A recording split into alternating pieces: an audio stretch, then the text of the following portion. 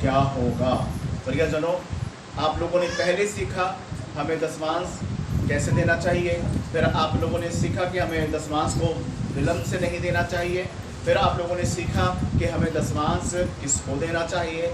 अब आज आप सीखेंगे कि अगर हम 10वां अंश नहीं देते हैं, सभी बातों को तो सुन लिया आप लोगों ने, दशमांश कैसे देना है, दशमांश किसको देना है, दशमांश विलंब से नहीं देना है, ये सब बातें तो सीखी आप लोगों ने। लेकिन अगर फिर भी हम ढिठाई करते हैं, फिर भी अगर हम ढिठाई करते हैं और हम 10वां अंश नहीं देते हैं तो हमारे जीवन में क्या होगा, ये आज हम सीखेंगे। मेरे साथ में जल्दी से आप निकालिए मलाकी की किताब, उसका 3 अध्याय और उसके 7 वचन को पढ़िए। मलाकी की किताब उसका 3 अध्याय और उसके 7 वचन को पढ़ेंगे। मत्ती से पहले मलाकी की किताब है, पुराने नियम के आखिरी पुस्तक हम पढ़ेंगे, देखेंगे कि परमेश्वर का वचन यहाँ पर हमें क्या सिखाता है। प्रियजनों, पढ़िए जरा क्या लिखा है यहाँ पर। अपने पुरखाओं के दिनों से तुम लोग मेरी विधियों से हटते आए। देखिए, आज की बात नहीं है। आप जितने लोग इधर बैठे हैं या जो मुझे ऑनलाइन सुन रहे हैं, सभी को ये आपको पता होना चाहिए कि ये जो गलतियां आप करते हो वो आज से नहीं हो रही है गलती, ये आपके पुरखाओं के समय से गलतियां होती आ रही। आपके दादे परदादों ने यही गलतियां की, आपके दादे परदादों के समय से ये पाप होता आया है प्रियजनों। और अगर ये पाप उनके जीवन से होता आया, वही पाप का बीज आपके जीवन में बना हुआ है, वही पाप का बीज जो है आपके जीवन में बना हुआ है। और इसीलिए आप लोग क्या करते हो कि परमेश्वर के वचन को सुनने के बाद, क्योंकि उस समय में अगर हम देखें बाइबल को सही ढंग से आप पढ़ेंगे तो क्या होता था कि उस समय में भी जो हमारे बुजुर्ग लोग हैं उन्होंने भी बहुत जगह, इसराइली को अगर देखा जाए तो इसराइलियों ने भी बहुत जगह ढिठाई दिखाई है। हालेलुया। इसलिए प्रियजनों, परमेश्वर को ढिठाई पसंद नहीं है। परमेश्वर चाहते हैं कि आप उनके वचन को अपने जीवन से पूरा करें। और लिखा है कि तुम अपने पुरखाओं के दिनों से मेरे विधियों से क्या करते आए हो, हटते आए हो। पढ़िए। और उनका पालन नहीं करते। उन विधियों से हटते आए हो और उनका पालन नहीं करते। तुम मेरी ओर फिरो। जब तुम मेरी ओर, देखिए परमेश्वर ने कितनी अच्छी बात बोली, तुम मेरी ओर फिरो। हालेलुया। क्या कह रहे परमेश्वर, तुम मेरी ओर फिरो। फिरने की जरूरत है कि नहीं? हाँ जी, आप लोगों को फिरने की जरूरत है कि नहीं? फिरना चाहिए ना। क्या आप भी चाहते हैं कि हम अपने दादे परदादों के गुनाहों में अपने जीवन को खत्म कर लें? क्या ऐसा चाहते हैं क्या? लिखा है कि तुम मेरी ओर फिरो। तो पढ़िए, तब मैं भी तुम्हारी ओर फिरूंगा। जब तुम मेरी ओर फिरोगे तो मैं भी तुम्हारी ओर फिरूंगा। मतलब कहने का मतलब ये है कि अगर अपनी गलतियों को तुम छोड़कर उन गलतियों को अपने जीवन से बाहर निकाल देते हो और परमेश्वर के वचन को अपने जीवन में पूरा करते हो, मतलब कि 10वां अंश देते हो, तो परमेश्वर कहता है कि जो तुम्हारे दादे परदादे के समय से गलतियां करते आए हो उनको मैं क्षमा कर दूंगा। और मैं उनको तो वो आशीषें नहीं मिल पाई, लेकिन मैं तुम्हें जरूर आशीष दूंगा। तुम मेरी ओर फिरोगे तो मैं भी अपनी आशीषों को लेकर तुम्हारी ओर फिरूंगा और तुम आशीषित हो जाओगे। समझे? परमेश्वर कहता है मैं अपनी आशीषों को लेकर तुम्हारी ओर फिरूंगा और तुम आशीषित हो जाओ। तुम मेरी ओर फिरो तो मैं तुम्हारी ओर फिरूंगा। पढ़िए जरा क्या लिखा है। सेनाओं के यहोवा का यही वचन। ये किसका वचन है जी? सेनाओं के यहोवा। किसी मनुष्य का वचन नहीं है, ये किसी पास्टर के कहे हुए शब्द नहीं है, ये सेनाओं के यहोवा का यही वचन है। सेनाओं के यहोवा का ये वचन है कि तुम मेरी ओर फिरो। फिरना चाहिए कि नहीं फिरना चाहिए? हाँ जी। इतना सुनने के बाद 4-5 हफ्ते एक ही विषय चल रहा है, दशमांश कैसे देना है, दशमांश किसको देना है, दशमांश को विलंब से नहीं देना है ना। 4-5 हफ्ते से लगातार आप इसी बात को सुनते आ रहे हो, लेकिन ईमानदारी आपके जीवन में सिर्फ कुछ लोगों के अंदर आई है। आपके जीवन में सिर्फ ईमानदारी कुछ लोग, गिनती के कुछ लोगों के जीवन में ईमानदारी आई देखने के लिए। मुझे सुनिए, अगर आप ईमानदार नहीं बनते, अगर आप इन वचनों को फॉलो नहीं करोगे, नुकसान किसका है? पास्टर जी का नुकसान है? हाँ जी। किसका नुकसान? आपका नुकसान है। हम लोग क्या करते हैं, अपने खेत में से जब उनको धान या गेहूं वो काटते हैं, अब गेहूं हुआ है 20-25 बोरी, 20-25 बोरी में से वो आधा बोरी या आधा बोरी से कम थोड़ा सा निकाल कर क्या करेंगे, थोड़ा सा निकाल कर वो रख लो कि ये हमने वो वहां देना है ना, प्रभु के घर पे देना है ना, प्रभु के दर पे लेके जाना है। थोड़ा सा परमेश्वर उसको कबूल नहीं करता। अरे अगर 20 बोरी हुआ है तो 20 बोरी में से परमेश्वर को 2 बोरी परमेश्वर का है, बाइबल के अनुसार, बाइबल की शिक्षा के अनुसार, है ना। परमेश्वर का 2 बोरी धान बनता है, या गेहूं है तो 2 बोरी गेहूं बन रही है ना, लेकिन हम क्या कर रहे हैं, उसको हम करते नहीं। तो खेतों में भी उपज पूरी नहीं होती है। क्यों नहीं होती है कि परमेश्वर फिर, अब जैसे आप चलोगे वैसे तो परमेश्वर चलेंगे ना आपके साथ, है ना। हेरा फेरी करने की आदत है प्रियजनों। अभी भी बहुत से लोगों ने इतना कुछ सुनने के बाद अपने जीवन का सुधार नहीं किया, इतना कुछ जान लेने के बाद पूरी तरह से उन्होंने अपने जीवन से करना नहीं शुरू किया कि हमें किस तरह परमेश्वर के वचन के अनुसार ये सब करना चाहिए। हालेलुया। आपको बहुत इन बातों को समझने और सीखने की जरूरत है। पढ़िए जरा आगे क्या लिखा है, तुम मेरी ओर फिरोगे तो मैं तुम्हारी ओर फिरूंगा, परंतु तुम पूछते हो। लेकिन ये बात जब परमेश्वर ने कहा तो मनुष्यों ने क्या किया, मनुष्यों ने ये क्या बोला, ये मनुष्य जो है वो ये बोल रहा है, क्या बोल रहा, पढ़िए, हम किस बात में फिरे। मनुष्य ने ये बोला कि हम किस बात में फिरे। देखिए, एक चोरी ऊपर से सीना चोरी भी करते हैं, है ना। एक तो हम परमेश्वर से चोरी करते हैं, परमेश्वर को हम लूट जाते हैं, परमेश्वर को हम परमेश्वर का हिस्सा खा लेते हैं, और फिर हम चोरी करने के बाद, हेरा फेरी करने के बाद मनुष्य पूछ रहा है कि हम किस बात में फिरे। क्या कहते हैं, हम किस बात में फिरे। सुनिए, किस बात में, पढ़िए जरा, क्या मनुष्य परमेश्वर को धोखा दे सकता है। कहते हैं कि हम किस बात में फिरे, क्या मनुष्य परमेश्वर को धोखा दे सकता है। आप लोग बोलेंगे, क्या मनुष्य परमेश्वर को धोखा दे सकता है, बोलिए। मनुष्य परमेश्वर को धोखा दे रहा ना, मनुष्य परमेश्वर को धोखा दे सकता है प्रियजनों, और देते तो आए हैं, पर दादे परदादों के समय तो यही चलता आ रहा है। अब देखिए, अगर आप लोग परमेश्वर के वचन को अपने जीवन से पूरा करना चाहते हो, आप लोग परमेश्वर के वचन के अनुसार अपना जीवन चाहते हो, तो आपको आपके दादे परदादे की गलतियां जो आप लोगों ने की है, जो गलतियां आप लोगों ने की है, दादा परदादा, सुनिए, ऐसा भी नहीं है कि अगर आप शुरू से प्रभु यीशु मसीह को मानते, ऐसा नहीं है कि आप अगर स्टार्टिंग से आप मसीह को जानते या मसीह को मानते, है ना, ऐसा बाइबल नहीं यहाँ पर हमें सिखा रही है। प्रियजनों, आप चाहे किसी भी धर्म के थे या किसी भी धर्म के साथ आप लोग जुड़े हुए, सुनिए ध्यान से, हर धर्म के लोगों की बात यहाँ पर परमेश्वर कर रहा है, हर धर्म की। आप जब मसीह को नहीं जान रहे थे, मसीह से आप जब दूर थे, प्रभु यीशु मसीह के बारे में आपको नहीं पता था, तो भी परमेश्वर आपको ये बोल रहा है कि तुम्हारे दादे परदादों के समय से, क्योंकि अगर तुम्हारे दादे परदादे यीशु मसीह के राह पर चलते। अच्छा, एक बात सोचिए आप लोग, सबसे पहला मनुष्य कौन है, सबसे पहला परमेश्वर ने सबसे पहले किसको बनाया, हम सब किसकी संतान है। अच्छा, उत्पत्ति की किताब आप उत्पत्ति 4 अध्याय में आपने पढ़ा है ना कि परमेश्वर ने कैन और हाबिल को क्या कहा था, दसवां अंश ले आने के लिए, है ना, बोला था कि नहीं, कैन और हाबिल को 10वां अंश ले आने के लिए बोला कि नहीं बोला, है ना।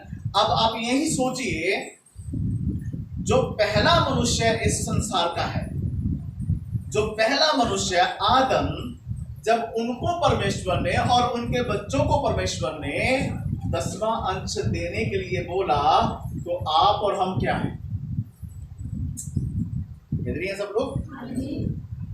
बाइबल में पढ़ा है ना आप लोगों ने, जब परमेश्वर ने आदम को स्टार्टिंग में बोला, परमेश्वर ने हाबिल और कैन को बोला 10वां अंश के विषय में, तो आप यही सोच लीजिए कि आपके कितने दादे परदादे आए इस दुनिया में और दुनिया को छोड़कर चले गए, लेकिन उस नियम को नहीं पूरा कर पाए। अगर कैन ने थोड़ी सी गलती की है ना, कैन का जो 10वां अंश था परमेश्वर ने कबूल नहीं किया, क्योंकि कैन ने परमेश्वर के सामने जो 10वां अंश लेकर गया, उसका 10वां अंश परमेश्वर इसलिए नहीं कबूल किया क्योंकि उसने मन से, आज भी बहुत सारे ऐसे हैं बहुत सारे लोग कि कई बार तो बड़े दुखी हृदय से कहेंगे अब क्या करें, ये भी खर्चा है, वो भी खर्चा है, ये है वो है, अब मुझे ये भी करना पड़ेगा, ये भी करना पड़ेगा। तो दुखी होकर करते हैं, दुखी होकर जब करोगे तो फिर उसका कोई फर्क नहीं। परमेश्वर ने क्या बोला उसको, वहां पर परमेश्वर ने बात की कैन से, क्या बोला परमेश्वर ने, कैन अगर तू भला करता तो क्या तेरी भेंट, अगर तू भला करता तो तेरी भेंट ग्रहण की जाती। सुने, इसका मतलब यह है कि तेरे अंदर अच्छापन नहीं है, अच्छाई नहीं है, और तुम परमेश्वर को कौन सी चीज ले आके दे रहा है जो ठीक नहीं। तो परमेश्वर को मतलब, अब ये देखिए बहुत सारे लोग बटे पुराने नोट जैसे ले आकर, जो चलता ही नहीं है, वो ले आकर क्या करेंगे, 10वां अंश में दे देंगे, या फिर दान की जब ऑफरिंग की जब थैली घुमाई जाती है तब उसमें डाल देंगे। तो ये सब बातें परमेश्वर को, जो चीज़ चलती नहीं है, जो चीज़ खराब है ना, जिसको जो परमेश्वर पसंद ही नहीं करेगा, उसको आप डालेंगे तो वो नहीं चाहिए परमेश्वर को, है ना। तो वहाँ पर भी कुछ ऐसा ही था परियोजना। तो इसलिए आप समझ सकते हैं कि अब आप ये जान लीजिए कि आपके दादे परदादों ने गलती की कि नहीं की, बोलिए। अब तो आपको बता दिया हमने कि आदम के समय क्या था, आदम के समय से, आदम के टाइम से ही तो ये हुआ ना शुरू, 10वां अंश उसी टाइम से शुरू हुआ ना। तो फिर उसी टाइम से लेकर आज के टाइम तक बहुत सारे लोग कहते हैं कि नए नियम में, या जो नया नियम है बाइबल में, तो वहाँ ऐसा कुछ नहीं लिखा है। प्रियजनों, बाइबल में नए नियम में भी लिखा है कि हमें अपने जीवन से 10वां अंश परमेश्वर को देना चाहिए। हालेलुया। और मैंने बहुत सारी आयतें आपको बीते दिनों में पढ़ाया है प्रियजनों, इसलिए आप ये बात समझ लें कि परमेश्वर को आपके जीवन से जो कुछ परमेश्वर कहता है वो आपको अपने जीवन से करना पड़ेगा। हालेलुया। आपको अपने जीवन से करना पड़ेगा। तो क्या लिखा है, पढ़िए जरा, पढ़ दीजिए। क्या मनुष्य परमेश्वर को धोखा दे सकता है? क्या मनुष्य परमेश्वर को धोखा दे सकता है? वहां कैन ने भी परमेश्वर को धोखा दिया। हाँ, पर देखो तुम मुझको धोखा देते हो। परमेश्वर कहते हैं कि तुम मुझे धोखा देते हो, और तो भी पूछते हो, और धोखा देकर फिर मुझे पूछते हो, हमने किस बात में तुझे लूटा? हमने किस बात में तुझे लूटा है? चोरी, और ऊपर से सीना चोरी। पहले हमने परमेश्वर का जो हिस्सा है वो हम परमेश्वर से क्या करते हैं, परमेश्वर का हिस्सा खा जाते हैं। परमेश्वर का हिस्सा जो है 10वां अंश हम अपने खर्चों में लगा लेते हैं, इधर उधर खर्चा कर लेते हैं, और फिर हम कहते हैं कि प्रभु जी हमने कौन सी गलती की है, हमने क्या किया है। हम तेरे दर पे आते तो हैं, चर्च में जाते तो हैं, चर्च में आने से जाने से कोई फायदा नहीं होता है। परमेश्वर के वचन को फॉलो करके उसको अपने जीवन में मानने से बहुत कुछ होता है। हालेलुया। बहुत कुछ होता है। आपको परमेश्वर का वचन मानना चाहिए, आपको परमेश्वर का वचन अपने जीवन से पूरा करना चाहिए। बीते दिनों में मैंने कहा था आप लोग अपने राशन का 10वां ले आना, है ना। कुछ थैलियाँ, कुछ मुझे दिखाई दे रहा है ना, और आपको हर प्रकार की बातें मैंने समझाई कर दे रहा। अब जो व्यक्ति इन चीज में, इन बातों में ईमानदार हो जाएगा और सचमुच में सही ढंग का, सही तरीके से ईमानदारी अपने जीवन में ले आता है, तो परमेश्वर उसको बहुत अच्छे ढंग से ऊपर उठाएगा और परमेश्वर को उसे आशीष देगा। और जो अभी एक गवाही मैंने सुनी थी, बहन रेशमा इधर आकर बोल कर गई है गवाही में, उन्होंने क्या बोला, उन्होंने बोला कि पहले जब मैं प्रभु में नहीं थी, अब मैं प्रभु में आ गई, और अभी इन्हीं दिनों में गवाही दे रही हैं वो, क्योंकि इन्हीं दिनों में उन्होंने परमेश्वर के भवन में परमेश्वर का 10वां अंश देना शुरू कर दिया। हालेलुया। इन्हीं दिनों में जब परमेश्वर का 10वां अंश देना शुरू किया, अच्छे ढंग से समझ गए इस बात को, तो अब वो क्या बोले, क्या बोल कर गए कि मुझे परमेश्वर इतना दे रहा है कि मैं सारा खर्चा खुला कर रही हूँ और मेरे पास पैसे की कमी।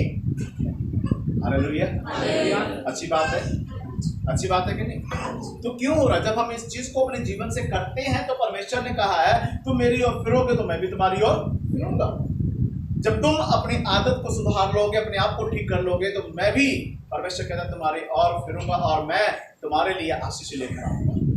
हालेलुया, ये बात प्रियजनों आपको समझना पड़ेगा। तो हम परमेश्वर को धोखा देते हैं, धोखा देने के बाद हम फिर पूछते कहते हैं पास्टर जी हमारे घर पे ना आशीष नहीं है, पास्टर जी प्रार्थना करें कि कुछ ना परमेश्वर हमारे लिए ऐसा करे कि बस जब परमेश्वर मुझे और देगा ना तो हम देंगे। परमेश्वर कहता है, सुन लीजिए ध्यान से, कई लोगों को गलतफहमी है, ध्यान से सुनिए, कई लोगों को ये बहुत बड़ी गलतफहमी है। तो लोग कहते हैं कि प्रार्थना करो, लोग कहते हैं प्रार्थना करो और प्रार्थना के द्वारा जब परमेश्वर हमें देंगे तो हम परमेश्वर के नाम से भी कुछ निकालेंगे। परमेश्वर क्या कहते हैं इसके बारे में? परमेश्वर कहते हैं बेटा तेरे पास जो कुछ है पहले तू मुझे दे, फिर मैं तुझे आशीष दूंगा। लूका की किताब में 6:38 में क्या लिखा है? दिया करो तो तुम्हें दिया जाएगा। अच्छा, फिर लिखा है कि जो थोड़ा बोता है वो थोड़ा काटेगा। हालेलुया, सुनिए, परमेश्वर देने की बात करता है। आप जिस भी परिस्थिति में हो, वहां परमेश्वर का दास एलिया जब विधवा के पास गया, वो विधवा जो बहन है वो किस परिस्थिति में थी? बोलिए, कौन से परिस्थिति में थी वो? कितना आटा था? 1 मुट्ठी। 10 किलो आटा था। सिर्फ 1 मुट्ठी आटा कितनी रोटी बनती है? 1 उसने क्या किया? परमेश्वर के दास ने क्या कहा? मुझे 1 टुकड़ा रोटी का, और उसने, अब वहां पर भी देने की बात आ गई। सुनिए, देने की बात आई। तो जब उस बहन ने 1 टुकड़ा रोटी जब बनाकर उसको दिया तो उसके बाद में ही आशीष आई। हालेलुया। तब परमेश्वर के जन ने प्रार्थना किया और पूछा, कहता कि तुम्हारे पास, कहता है 1 कुप्पी तेल है, और वो 1 कुप्पी तेल से परमेश्वर ने पूरा बर्तन भर दिया। हालेलुया। और 3.5 साल तक वो तेल खत्म नहीं हुए, तेल निकलते थे उसमें से, फिर भर जाया। इतनी परमेश्वर की आशीष हुई।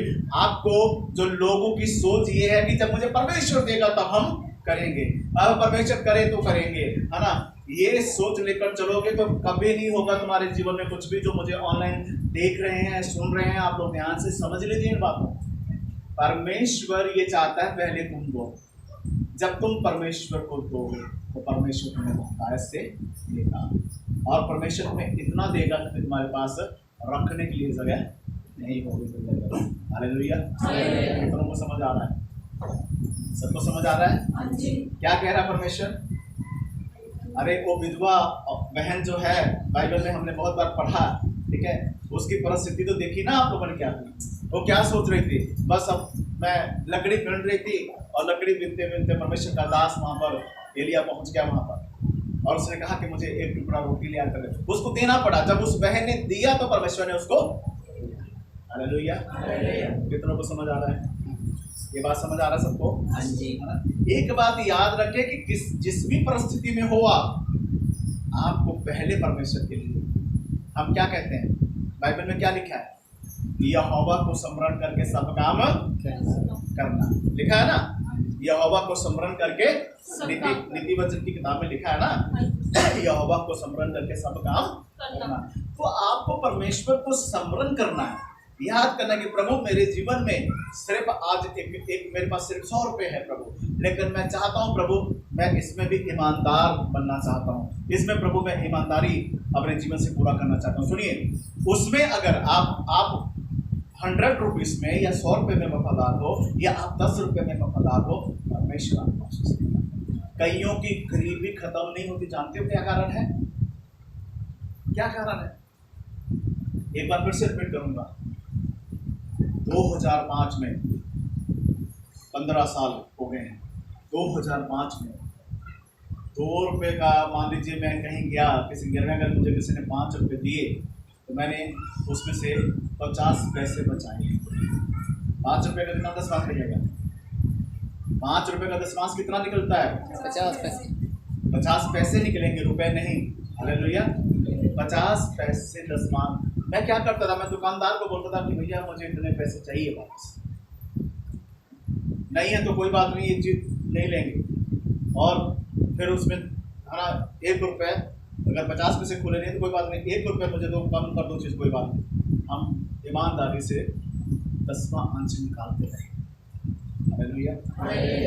बोलो की रोड के तरफ, यही आप लोग यहाँ के जो रहने वाले हैं, आज भी वो दुकानें हैं, आज भी उन लोगों से जाके पूछो, वो मेरा चेहरा अच्छे ढंग से पहचानते हैं।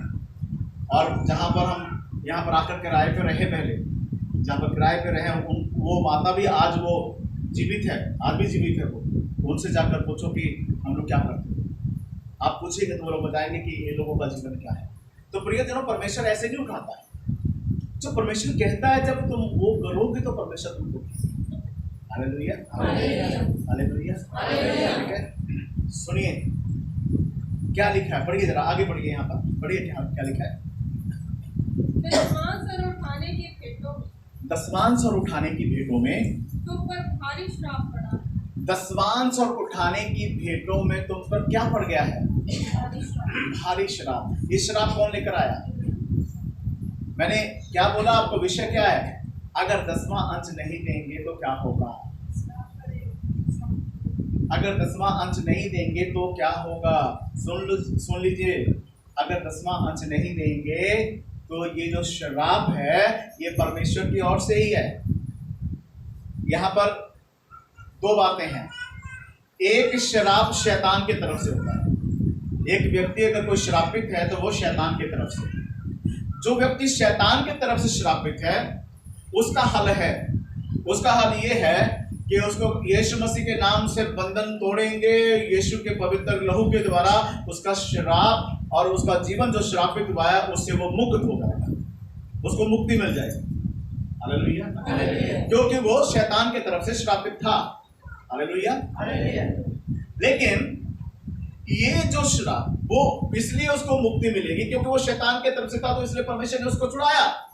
लेकिन अगर श्राप जो यहाँ लिखा है परमेश्वर के तरफ से मनुष्य के ऊपर है, जो लोग गलतियां करते हैं, जो वचन के अनुसार चलते नहीं हैं, इन वचनों को मानते नहीं है, अगर इनको नहीं मानते और फिर परमेश्वर ने उनको श्रापित किया है, तो ये जो श्रापित हुए लोग हैं ये कैसे बचेंगे?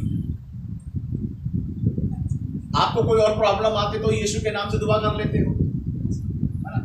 ये दुआ करने से नहीं होगा। ये जो श्राप है ये दुआ करने से नहीं खत्म होने वाला, ये बता दूं आपको। बहुत से लोग बहुत चतुर और चालाक हैं, वो कहते हैं कोई बात नहीं, परमेश्वर को पता ही है क्या सिचुएशन है, परमेश्वर को मालूम ही है कि क्या है हमारे। आपको बताऊं, ये प्रॉब्लम आपकी कब खत्म होगी? जब आप पश्चाताप करोगे घुटने टेक कर और ये कहोगे कि हे परमेश्वर, मैंने अपने दादे परदादे के समय से वो चीजें मेरे जीवन में आई और मैं प्रभु तब से लेकर अब तक मैंने बहुत सी गलतियां की और मैं प्रभु तेरा 10वां अंश नहीं दे पाया।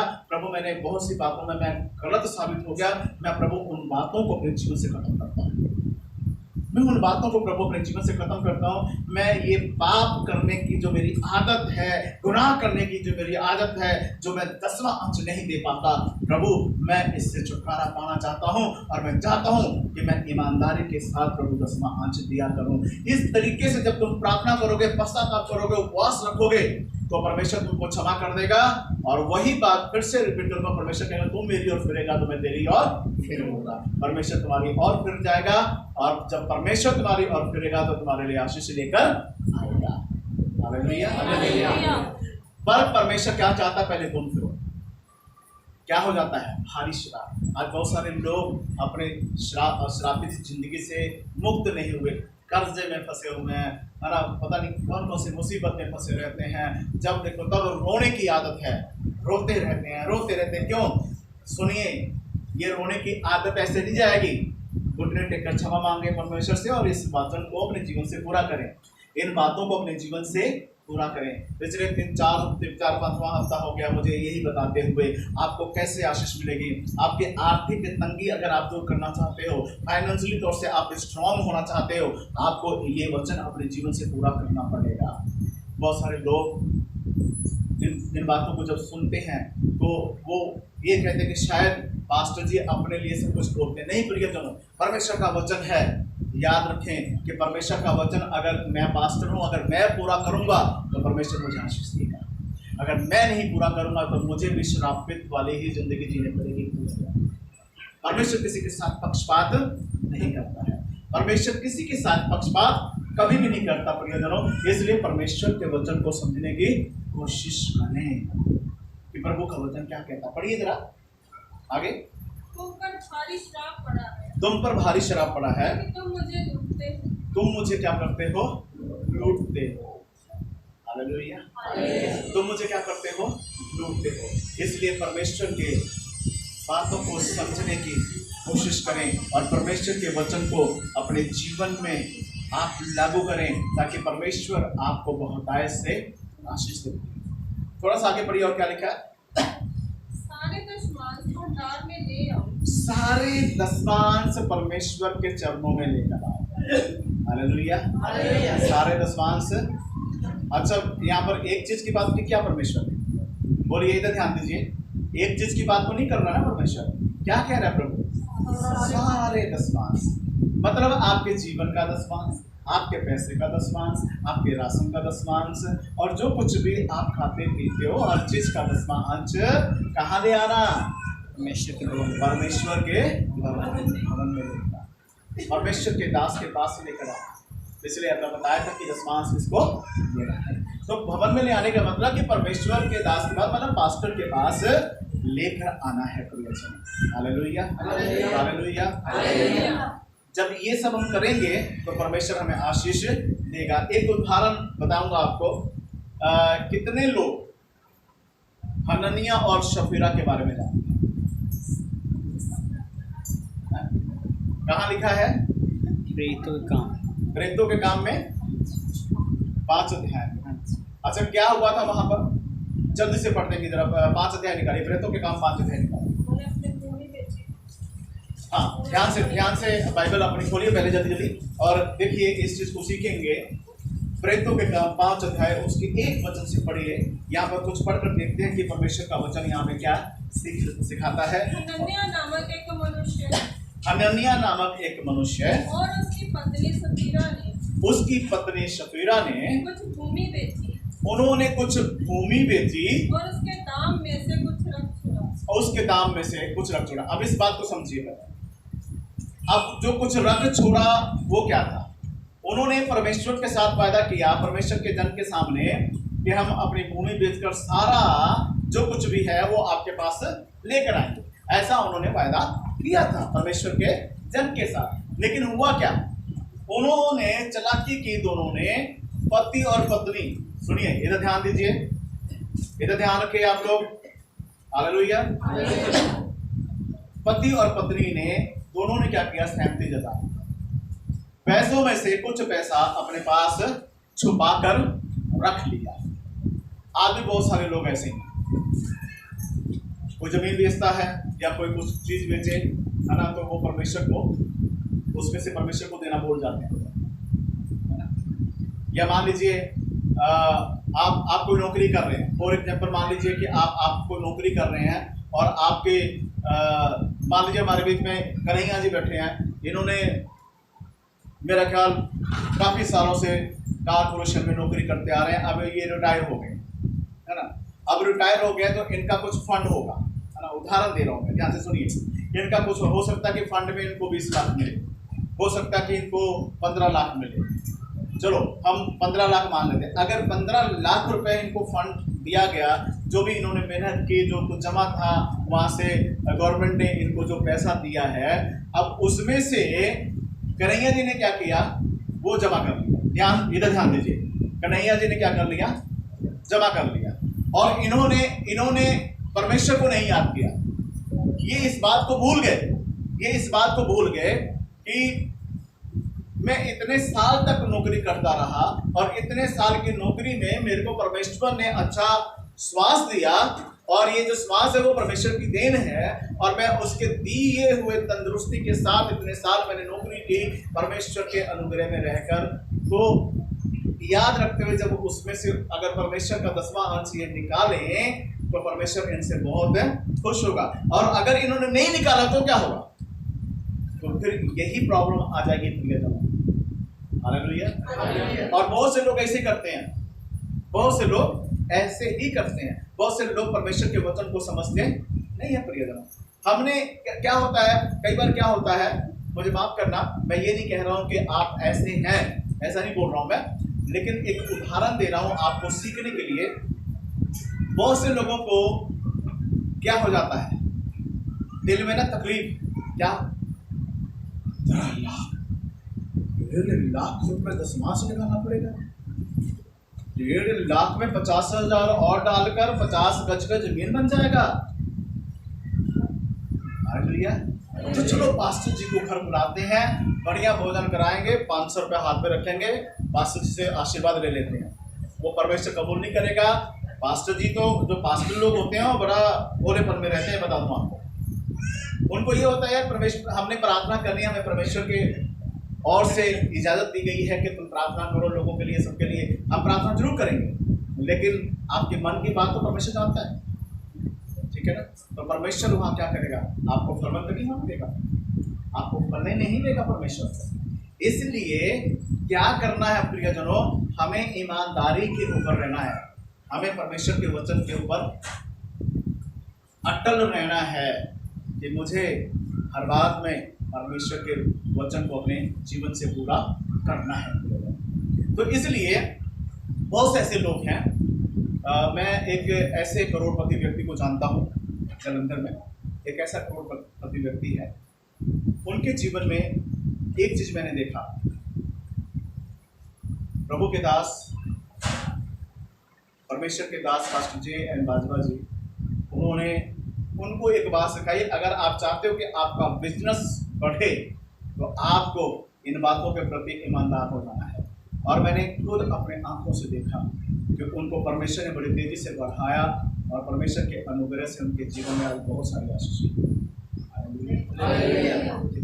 तो परमेश्वर हर एक को बढ़ाना चाहता है, परमेश्वर हर एक को आशीष देना चाहता है। परमेश्वर तो कभी किसी को ये नहीं चाहता कि आप श्रापित रहें, परमेश्वर नहीं चाहता कि आप गरीबी में रहें, परमेश्वर नहीं चाहता कि आप परेशानियों में रहें। परमेश्वर चाहता है कि आप आशीष पाएं और आपका जीवन आशीष में हमेशा बना रहे। हालेलुया। ये परमेश्वर की इच्छा है। तो यहाँ पर क्या लिखा है?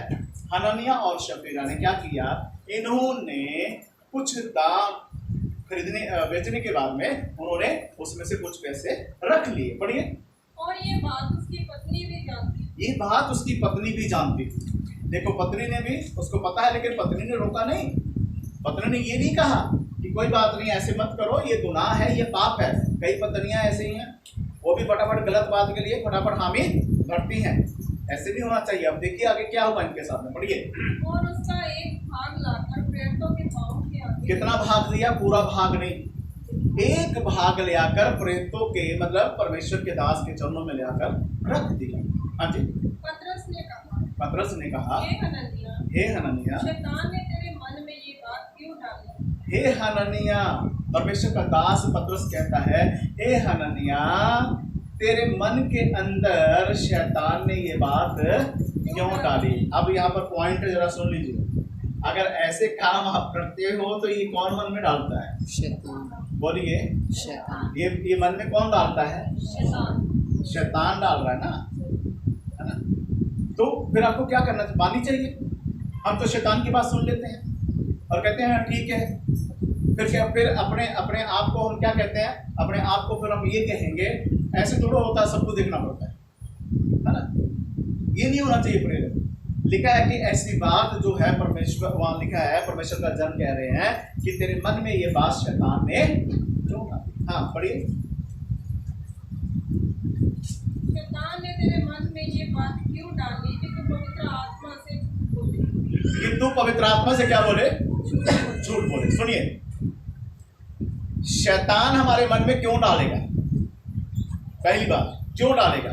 इसलिए डालेगा क्योंकि हमने पहले ही अंदर से डिसीजन, अपना मन बेईमान कर लिया है।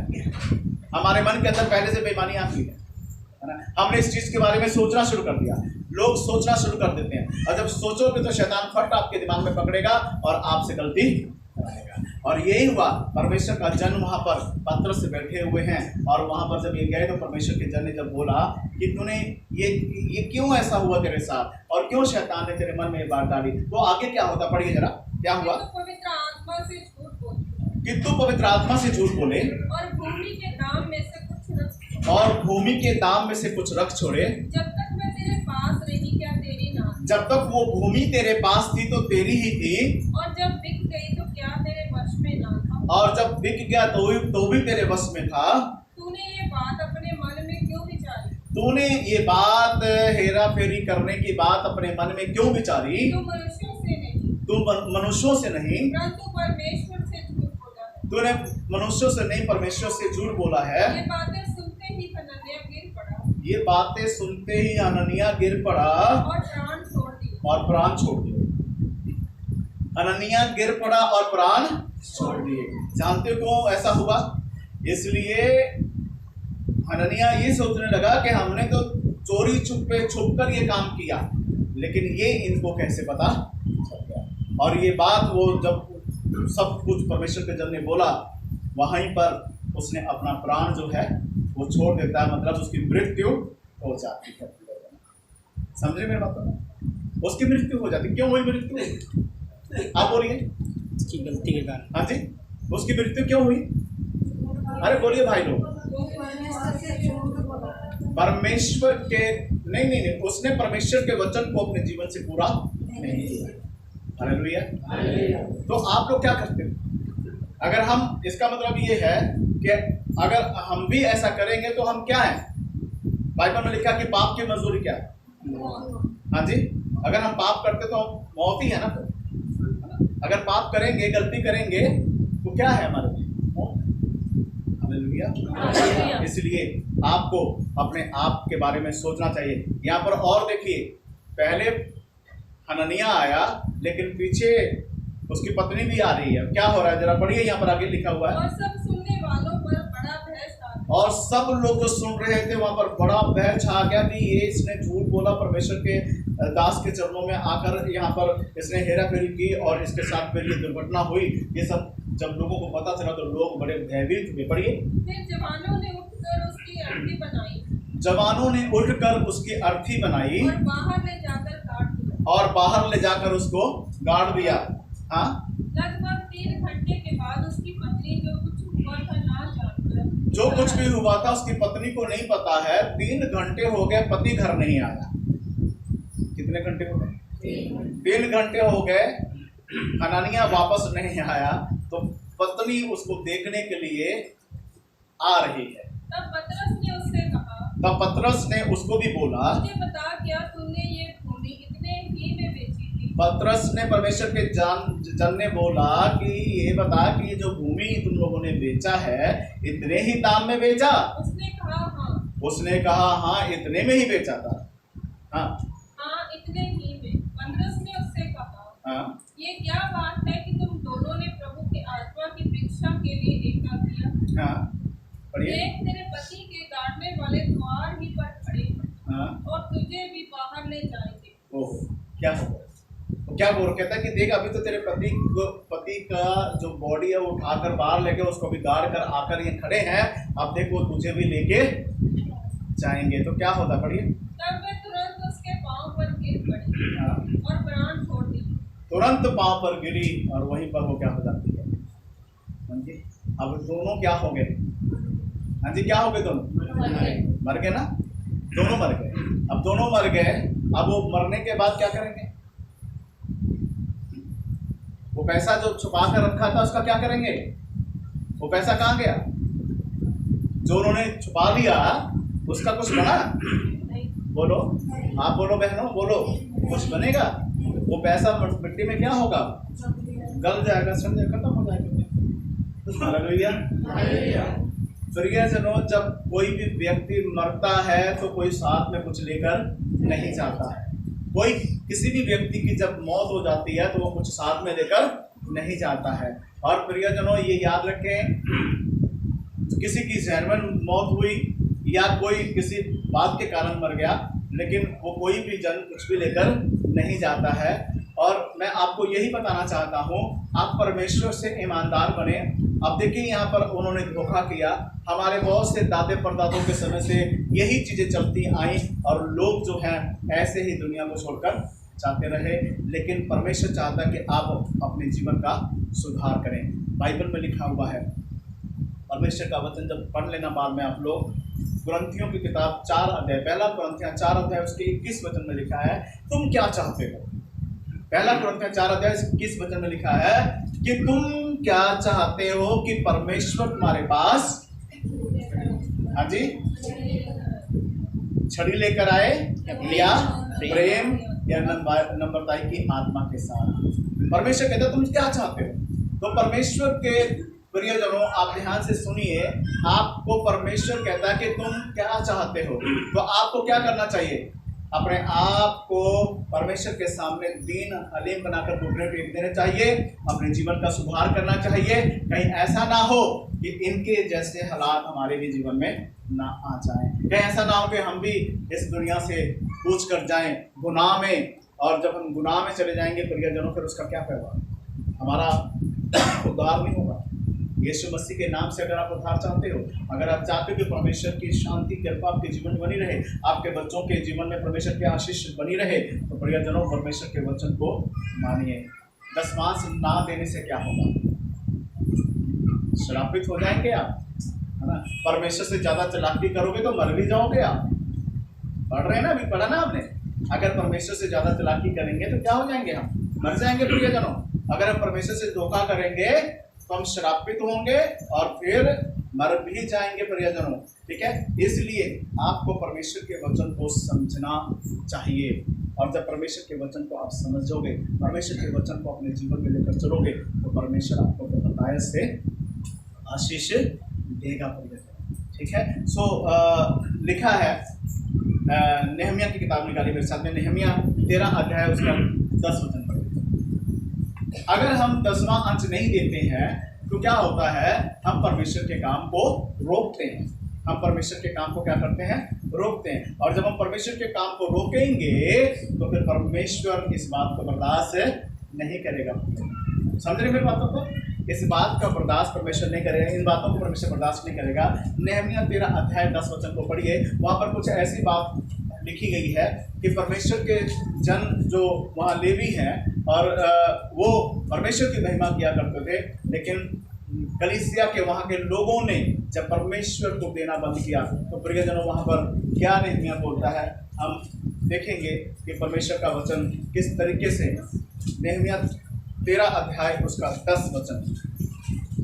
फिर मुझे मालूम हुआ, परमेश्वर का जन नेहमिया बोलता है, मुझे मालूम हुआ कि लेवियों का भाग उन्हें नहीं दिया गया, लेवियों का भाग उन्हें नहीं दिया गया, और इस कारण काम करने वाले लेवी, इस कारण काम करने वाले जो परमेश्वर की महिमा किया करते थे, वो काम करने में जो परमेश्वर के काम किया करते थे, वो लेवी और गवैये अपने अपने खेत को भाग, अपने अपने मतलब परमेश्वर का काम छोड़कर उनको अपने खेत में भागना पड़ा, क्योंकि वहां के लोग क्या हो गए, ढीठ हो गए, परमेश्वर को दे नहीं रहे थे, परमेश्वर का हिस्सा जो है परमेश्वर को नहीं पहुंचाते थे, इसलिए उनको जब अपने खेत में भागना पड़ा, तब मैंने हाकिमों को डांट कर कहा, तो परमेश्वर के जन नेहमिया ने हाकिमों को डांटा, परमेश्वर का भवन क्यों त्यागा गया, परमेश्वर का भवन क्यों त्यागा गया है। फिर मैंने उनको इकट्ठा करके, फिर उनको परमेश्वर के जन ने इकट्ठा किया, एक एक को उसके स्थान पर नियुक्त किया, एक एक को उनके स्थान पर नियुक्त किया, सेवा का काम फिर से शुरू किया। तब से सब यहूदी अनाज ने दाखमधु, और जितने यहूदी लोग हैं उन्होंने सब प्रकार का 10वां अंश उनको देना शुरू किया। सुनिए, इसको समझ लीजिए आप लोग जब परमेश्वर से भागते हो, जब परमेश्वर के 10वां अंश देने से भागते हो आप, तो परमेश्वर इसको बर्दाश्त नहीं करेगा। आपको आशीष नहीं मिलेगी, आप भागिए मत, परमेश्वर के आपके 10वां अंश देने से परमेश्वर का काम आगे बढ़ता है, परमेश्वर के नाम ऊंचा होता है और परमेश्वर के वचन का प्रचार कई जगहों पर इधर उधर जाकर किया जाता है। इसलिए आपको 10वां अंश देना जरूरी है। अगर नहीं देते हैं, या जैसे मैंने बोला है, ना दें तो क्या होगा, ना ही देंगे तो फिर श्रापित हो जाएंगे, नहीं देंगे तो आप दिक्कत में आ जाएंगे। मलाकी की किताब में हम फिर से आएंगे। मलाकी 2 अध्याय उसका 2 वचन से पढ़ेंगे। यहाँ पर बहुत से परमेश्वर के सेवकों के बारे में भी कुछ बातें हम सीखेंगे और कलीसिया के भाई बहन आप लोगों को भी यहाँ पर सीखना है। मलाकी 2 अध्याय उसका 2 वचन पढ़कर देखिए, यहाँ परमेश्वर का वचन हमें क्या यदि तुम इसे ना सुनो, यदि तुम इससे ना सुनो और मन लगाकर मेरे नाम का आदर ना करो, मन लगाकर मेरे नाम का आदर ना करो, तो सेनाओं का यहोवा यूं कहता है, सेनाओं का यहोवा यूं कहता है, कि मैं तुमको शाप दूंगा। सेनाओं का यहोवा क्या कहता है जी? सब बोलेंगे। सेनाओं का यहोवा क्या कहता है? आवाज नहीं आ रही पीछे से। सेनाओं का यहोवा क्या कहता है? सेनाओं का यहोवा क्या कहता है बहने? सेनाओं का यहोवा कहता है कि मैं तुमको, यदि मन लगाकर इन बातों को तुमने नहीं सीखा, जितने ऑनलाइन मुझे सुन रहे हैं ध्यान से सुन लीजिए, अगर आप लोगों ने मन लगाकर इन बातों को नहीं सीखा, जिनकी आदत है बड़ी बड़ी बातें करना, लोग बहुत बड़ी बड़ी बातें करते हैं, ऐसे नहीं होता है, ऐसे नहीं करना चाहिए, ऐसे नहीं, नुकता चिन्नी बहुत निकालते हैं, खुद तो तुम करते नहीं हो, दूसरों को भी करने नहीं देते हो, ऐसे लोग ध्यान से सुन ले। क्या लिखा है? ये कोई मैंने अपने हाथ से नहीं लिखा प्रियजनों, ये खुदा का वचन है, हजारों साल पहले लिखे गए। सुनिए क्या लिखा है यहाँ पर, फिर से पढ़ दीजिए। यदि तुम इसे ना सुनो और मन लगाकर मेरे नाम का आदर ना करो, यदि ना सुनो और मन लगाकर मेरे नाम का आदर ना करो, तो सेनाओं का यहोवा यूं कहता है, सेनाओं का यहोवा यूं कहता है, मैं तुमको शाप दूंगा। मैं तुमको श्राप दूंगा। सेनाओं का यहोवा कहता है, मैं तुमको श्राप दूंगा। और जो वस्तुएं मेरी आशीष से तुम्हें मिली है, जो वस्तुएं मैंने तुम्हें अपनी आशीष से दी हैं, उन पर मेरा शाप पड़ेगा, उन पर भी मेरा श्राप पड़ेगा। वरन तुम जो मन नहीं लगाते, वरन तुमने जो मन नहीं लगाया, इस कारण मेरा शाप उन पर पड़ चुका जिन लोगों ने मन लगाकर इन बातों को अपने जीवन से नहीं किया, उन लोगों के ऊपर परमेश्वर का श्राप पड़ जाता है। हालेलुया। बहुत से लोग कहते हैं कि परमेश्वर कभी किसी को श्राप नहीं देता। हाँ प्रियजनों, ये सच है कि परमेश्वर किसी को श्राप नहीं देता, लेकिन तुम्हारे कामों के कारण तुम अपने ऊपर श्राप ले आते हो। परमेश्वर तो देना ही नहीं चाहता, परमेश्वर किसी को श्रापित नहीं करता, परमेश्वर किसी को श्राप देना भी नहीं चाहता, लेकिन तुम जब ढीठ हो जाते हो, फिर परमेश्वर आपको जब अपने वचन से बात करता है, परमेश्वर आपको समझाने की कोशिश करता है, आप नहीं समझते, आप ढिठाई में चलते जाते हो। 2 पर में जैसे वचन में अभी थोड़ी देर पहले हमने पढ़ा कि लिखा है परमेश्वर के वचन में कि जब तुम मेरी ओर फिरोगे तो मैं भी तुम्हारी ओर फिरूंगा। परमेश्वर तो आपकी तरफ फिरने के लिए तैयार है, लेकिन जब हम ढिठाई दिखाते हैं तो ये काम होता है कि जब तुम अपने मन से परमेश्वर को याद नहीं करते और हृदय के साथ परमेश्वर के वचन को पूरा नहीं करते, तो परमेश्वर आपसे खफा हो जाता है। और क्या लिखा है? जितने आशीषें मैंने दी हैं उन पर भी मेरा क्या पड़ जाएगा? श्राप पड़ जाएगा। हालेलुया। सबको समझ आ रहा है? क्या पड़ जाएगा उनके ऊपर? श्राप पड़ जाएगा। कौन लेकर आया? क्या परमेश्वर देना चाहता है? क्या परमेश्वर तो आशीष देने के लिए बैठा है ना, परमेश्वर तो आपको आशीष देना चाहता है ना, परमेश्वर तो आपको उन्नति देना चाहता है, लेकिन तुम अपने जीवन के कमी के कारण तुम लोग अपने पर क्या ले आते? श्राप लेकर आते। इसलिए प्रियजनों, 10वां अंश ना दें तो क्या होगा? हाँ जी, बहुत सारे लोग जब वचन को सुनते हैं, उनको समझ नहीं आता तो कहते हैं पास्टर जी ने आज श्राप देने के बारे में प्रचार किया है, फिर लोग श्रापित हो जाएं, ये प्रचार किया है। कईयों को ना